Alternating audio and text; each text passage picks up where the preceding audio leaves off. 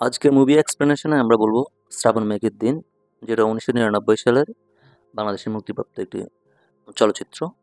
এর কাহিনী সংক্ষেপে যদি আমরা যাই, আমরা প্রথমেই দেখতে পাই যে ইরতাজউদ্দিনের দুই নাতনিকে নিয়ে তারা জন্মের পর তাদের দাদার সাথে দেখা করতে যাচ্ছে ভাটি অঞ্চলের একখণ্ড জায়গার উপরে তাদের দাদার রাজত্ব, আর তারা হলেন তাদের রাজকন্যা।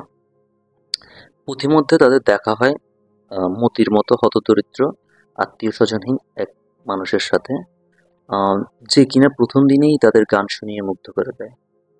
এভাবে এগিয়ে যায় কাহিনী। এদিকে জমিদার গোলাম মোস্তফার নাতনি শাহানা মানে মুক্তি কে ভালো লেগে যায় মতির, কিন্তু সে জানে না যে শাহানা জাস্ট তাকে একজন ভালো মানুষ হিসেবে ট্রিট করে। এদিকে দুই নাতনি গ্রামের মধ্যে ঘোরাফেরা করে।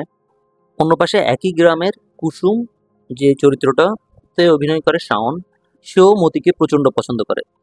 তার গানের গলাও খুব ভালো। সে সবসময় মতি মিয়াকে নিয়ে একটা গানের দল করার স্বপ্ন দেখে, দেশে বিদেশে ঘুরে বেড়াবে এরকম চিন্তা করে। এরই মধ্যে আমরা একদিন দেখতে পাই যে ওই গ্রামের বাসিন্দা পরাণ মিয়ার স্ত্রী প্রসব বেদনা ছটফট করেন। তখন গ্রামের সব কাজেই সবাইকে হেল্প করে মতি। মতি চিন্তা করে যে শাহানা একজন ডাক্তার, তখন তাকে স্মুথলি এটাকে সলভ করতে পারবে। শাহানা এসে পরবর্তীতে বুঝতে পারে যে ওনার পেটের বাচ্চাটা উল্টে আছে, যেটা তার পক্ষে করাটা অতটা ইজি না। তারপরেও কোনো উপায় না দেখে সাহস করে সে চেষ্টা করে এবং স্বাভাবিকভাবেই ডেলিভারিতে করাতে সক্ষম হয়।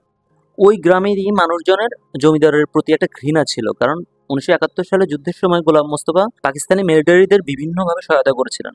তার প্রতি যে ঘৃণাটা ছিল, তার নাতনির এই অ্যাক্টিভিটিসের মাধ্যমে সবার এই ঘৃণাটা কিছুটা কমে যায়। এর পরবর্তীতে আমরা দেখতে পারি যে কুসুমের বাবা উজান থেকে সুরুজ নামে মাহফুজ আহমেদ, জিও প্রচন্ড ভালো গান গায়, তাকে নিয়ে আসে কুসুমের সাথে বিয়ে করার জন্য। এদিকে জমিদার সবার কাছে ক্ষমা চেয়ে তার জমিদারি বাড়ি একটি হাসপাতালের জন্য দান করে বিদায় নেয়। তাই গ্রামের প্রায় সবাই চলে আসে তখন তাকে বিদায় জানাতে, তার প্রতি ঘৃণার রেশ কাটিয়ে। এদিকে কুসুম বিয়ের আগের দিন রাত মতির সাথে দেখা করতে আসে, তখন মতি তাকে ফিরিয়ে দেয়। শেষ দৃশ্যে আমরা দেখতে পাই যে কুসুম মতিকে না পাওয়ার কষ্টে সে বিষ পান করে। কুসুমের মা সেটা টের পেয়ে সবাইকে ডাকে।